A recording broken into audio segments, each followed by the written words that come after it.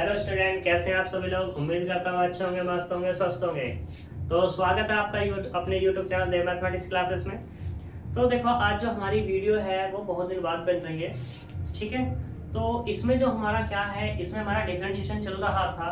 तो डिफरेंशिएशन में हम कई टॉपिक कर चुके हैं। आज जो हम बात करने वाले हैं, आज हम बात करेंगे चैन रूल में। चैन रूल क्या है? चैन रूल ये है कि मान लो एक फंक्शन है तुम्हारा y, और y फंक्शन है किसका? t का। फिर ये t कहता है कि मैं फंक्शन हूं किसका? x का। ठीक, तो यानी कि एक दूसरे पे डिपेंड है। तो ये हमारा चैन रूल कैसे कहलाएगा? हमें अगर निकालना है y का डिफरेंशिएशन x के रेस्पेक्ट में, तो dy ओवर dx, तो ये होगा इसका formula dy over dt into में dt ओवर dx हो जाएगा। क्यों होगा? क्योंकि देखो y फंक्शन है किसका? t का।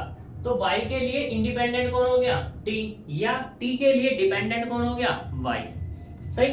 दूसरा, जस्ट उससे आगे t के लिए इंडिपेंडेंट कौन हो गया? x, या x के लिए डिपेंडेंट कौन हो गया? t। ठीक, तो उसी का यूज करते हुए यहाँ पे dy ओवर dx निकाला, क्योंकि y फंक्शन है किसका? t का, तो dy ओवर dt, और t फंक्शन है किसका? x का, तो dt ओवर dx। और थोड़ा तुम ऐसे भी समझ सकते हो कि dt से dt कैंसिल, तो ये मिलेगा। ऐसे भी उठपटांग जो भी है, मतलब हमें तो क्या है, सोचना है, क्वेश्चन को सही करना है। कुल मिलाकर के बात ये है। ठीक, तो अब इसे हम देखते हैं क्वेश्चन के थ्रू। तो हमारे पास एक क्वेश्चन है एक्स स्क्वायर माइनस 5 का स्क्वायर, इसका मुझे क्या करना है? डिफरेंशिएशन करना है एक्स के रेस्पेक्ट में। तो मैंने पहले क्या किया, y मान लिया, y बराबर एक्स स्क्वायर माइनस 5 का होल स्क्वायर। ठीक, इस फंक्शन को y मान लिया, तो इसे इक्वेशन नंबर 1 नाम दे दिया।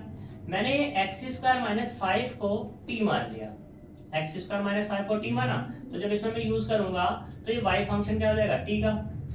ठीक, यानी कि y equal to t square हो गया। अब y equal to t square हो गया, तो यहाँ पे ये कंडीशन डन होगी कि y फंक्शन है किसका? t का। Done condition. फिर तुम कहोगे ये t फंक्शन x का होना चाहिए। देखो t फंक्शन x का, ये भी कंडीशन डन है। जब दोनों कंडीशन डन है ये वाली, तो इसका मतलब क्या हो जाएगा? dy ओवर dx से मैं निकालूंगा तो क्या होगा? dy ओवर dt इंटू में dt ओवर dx। क्लियर इतनी बात? तो अब मुझे dy ओवर dx चाहिए, तो मुझे ये मिल जाए, तो मैं कह दूंगा इससे ये अगर मुझे मिल जाता है तो dy ओवर dx मेरा निकल जाएगा। तो मुझे पहले ये निकालना है dy ओवर dt, और दूसरे में dt ओवर dx निकालना है। या तुम्हारी मर्जी, पहले इसे निकाल लो, बाद में इसे निकाल लो, एच यू पर निकालने दोनों ही हैं। मैंने क्या किया, मैंने बाय 2 का यूज किया, तो t equal to x square minus 5, मैंने पहले dt ओवर dx निकालता हूँ। तो डिफरेंशिएशन किया किसके रेस्पेक्ट में? x के रेस्पेक्ट में। dt over dx, d over dx, x square minus 5 अंदर ऑपरेट कर दिया इसको, तो यहाँ पे क्या एक्स स्क्वायर है, तो ये कितना हो गया? 2x। यहाँ पे कितना था? 5 का कितना हो गया? कांस्टेंट, यानी कि 0। तो यहाँ से क्या मिला अपने को? 2x मिल गया। क्लियर इतनी बात? तो y इक्वल टू, अब हमारे पास dt ओवर dx तो निकल गया, अब मुझे चाहिए dy ओवर dt चाहिए। तो मैंने बाय 3 का यूज किया, इसका y equal to t square का। तो y equal to t square, ये विद रिस्पेक्ट टू t हमने इसका डिफरेंशिएशन किया, तो dy over dt, dy over d over dt, t square, तो कितना? dt आ गया, 2t आ गया। इसको और इसको उठा करके 4 में रख दिया, यानी कि 5 इक्वेशन को और 6 इक्वेशन को किस में रख दिया? 4 में रख दिया। जैसे 4 में रखेंगे तो 2t गुना 2x, 2 2 जा 4, 4xt हो गया। अब t तो हमारा फंक्शन में था नहीं, वो तो हमने अपनी तरफ से पुट किया था, तो उसको वापस देना पड़ेगा एक्स स्क्वायर माइनस 5 बाय 2 से, ये जब हमारे पास 2 है। ठीक, तो यहाँ पे क्या आ गया? dy over dx equal to 4x into में एक्स स्क्वायर माइनस के 5, ये इसका आंसर हो जाएगा। अब किसी को और ज्यादा सिंपलीफाई करना है तो ऐसे कर सकते हैं, इसके अंदर मल्टीप्लाई कर सकते हैं, तो क्या होगा? 4x क्यूब माइनस के 20x हो जाएगा। क्लियर इतनी बात? ठीक, अभी एक क्वेश्चन और करते हैं, उससे और अच्छे क्लियर हो जाएगा। देखो, अब हमारे पास फंक्शन है sin x क्यूब, इसका मुझे डिफरेंशिएशन करना है x के रेस्पेक्ट में। तो करते हैं इसको सॉल्यूशन। इसको क्या कर लो, लेट कर लो कि y बराबर sin x की पावर 3, ये एंगल की पावर 3 है, पूरे की नहीं है, कहीं सोचने लगो। तो मैंने इसको क्या कह दिया? 1। फिर मैंने यहाँ पर पुट किया कि x3 इक्वल टू x की पावर 3 इक्वल टू t, इसे डाल दिया इक्वेशन नंबर 2। अब बाय 1 एंड किससे? 2 से, 1 से और 2 से, यानी कि ये जो x क्यूब है ये इसमें रख लो, तो कितना? y इक्वल टू कितना होगा? sin t हो जाएगा। इसे डाल दो इक्वेशन नंबर 3। अब देखो क्या ये जो मेरे पास इक्वेशन है इस इक्वेशन को डन कर रही है, ये डेफिनेशन डन करती है या नहीं। तो देखो कैसे, y फंक्शन है किसका, t का, y फंक्शन है किसका, t का, फिर t फंक्शन है किसका, x का, तो t फंक्शन है किसका, x का। तो क्या हो गया हमारा, ये डेफिनेशन मतलब होल्ड हो रही है। तो इसका मतलब अगर मुझे dy ओवर dx चाहिए तो क्या होगा मेरे पास, dy over dt cross dt over dx। कोई दिक्कत। अब मुझे क्या चाहिए, dy ओवर dt चाहिए, dt ओवर dx चाहिए, निकाल लो। तो किससे, बाय 2 से, बाय 2 से बात करते हैं, x की पावर 3 इक्वल टू t, या ऐसे कह दो कि t बराबर कितना, x की पावर 3, करो differentiation, differentiation with respect to x of equation किसका, जो भी, या तो इक्वेशन कह दो या इक्वेशन कौन सी थी, 2 ही कह दो, चलो कोई दिक्कत वाली बात नहीं। तो यहाँ से जो मिलेगा dt ओवर dx बराबर d ओवर dx, ठीक, और कितना है यहाँ x की पावर 3, तो कितना हो जाएगा 3x स्क्वायर, इसे डाल दो इक्वेशन नंबर 5। अब किससे बात करो, अब हमें dy ओवर dt चाहिए तो बाय 3 से बात कर लेते हैं, बाय 3 क्या है, y equal to sine t, करो differentiation, differentiation with respect to t, तो dy ओवर dt बराबर कितना होगा, d ओवर dt और ये साइन t, ठीक। तो साइन का कितना होता है, cos t होता है, इसे डाल दो 6। इक्वेशन कौन कौन सी, 5 एंड 6 यूज करो किसमें, यूजिंग इन 4 में। जब 4 में करेंगे तो यहाँ से कितना होगा, dy ओवर dx बराबर dy ओवर dt कितना है, cos t, dt over dx कितना है 3x स्क्वायर।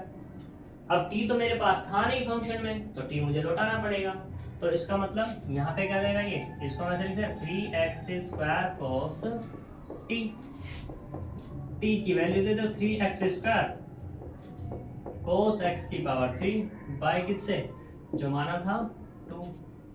तो यहाँ से अपने पास क्या मिलेगा, dy ओवर dx बराबर 3x स्क्वायर cos x की पावर 3, ये हमारा डिफरेंशिएशन हो जाएगा बाय चैन रूल, ठीक है।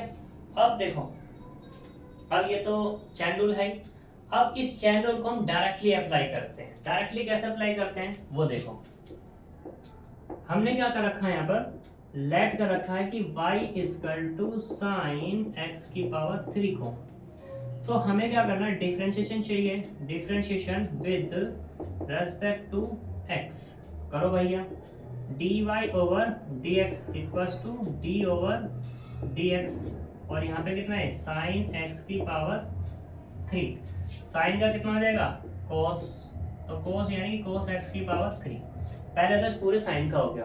अब क्या करेंगे, ये जो मेरे पास एंगल बचा हुआ है ना, ये x की पावर 3, अब इसका करेंगे अंदर से d ओवर dx x की पावर 3, ठीक। तो d ओवर dx मतलब कितना मिल जाएगा अब तुम्हें, ये मिलेगा 3x स्क्वायर और cos x की पावर 3, और यही तो भाई साहब डिफरेंशिएशन है, ये वाला भी, ठीक है। तो देखो यहाँ पे इतना बड़ा था, अब हमने इसी का यूज करके यहाँ पे इतना कर लिया, और ये हर क्वेश्चन के लिए हम कर सकते हैं, कोई दिक्कत वाली बात नहीं है। ये 2 क्वेश्चन मैंने इसलिए कराए क्योंकि ये चीज आती कैसे है, किस तरीके से हम डिफरेंशिएशन करते हैं, तो उसके बारे में बताई थी, ठीक है। आगे चलते हैं और बात करते हैं, देखो रफ करते हैं इसको।